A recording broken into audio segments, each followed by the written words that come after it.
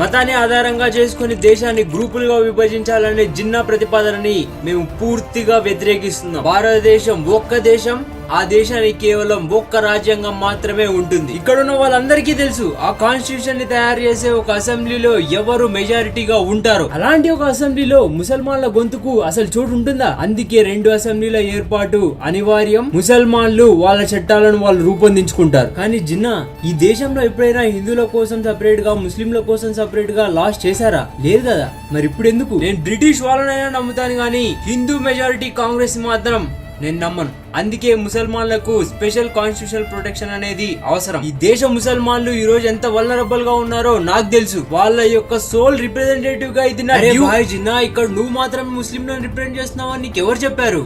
నేను మౌలానా కూడా ముస్లింలమే కదా. వెల్, ఇక్కడ ఎవరు ముస్లింల కోసం నిజంగా గొంతెత్తుతున్నారో, ఎవరు కొందరి చేతుల్లో తోలు బొమ్మల్లా మిగిలిపోయారో నేను కొత్తగా ఎస్టాబ్లిష్ చేయాల్సిన పని లేదనుకుంటా. జిన్నా, ఇలా నా పార్టీ నేతలను అవమానించడం నేనేమాత్రం అంగీకరించను. సో జిన్నా, ఈ కంట్రీలో ఉన్న కమ్యూనల్ మిస్టర్స్ వల్ల ముస్లిమ్స్ నష్టపోవచ్చు కాబట్టి మీరు ఆ సపరేట్ గ్రూపింగ్ ని కోరుకుంటున్నారు, అంతేనా? That is perfectly right sir. హిందువుల చేత డామినేట్ చేయబడ్డ కాన్స్టిట్యూట్ అసెంబ్లీలో మేము పాలు పంచుకోలేము. జిన్నా, మన గొడవలు మనం తర్వాత చూసుకోవచ్చు.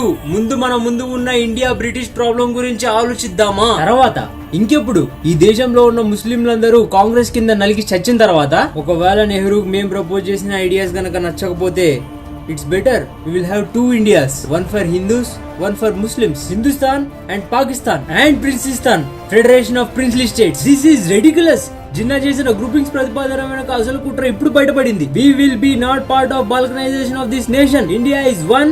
India will remain one country.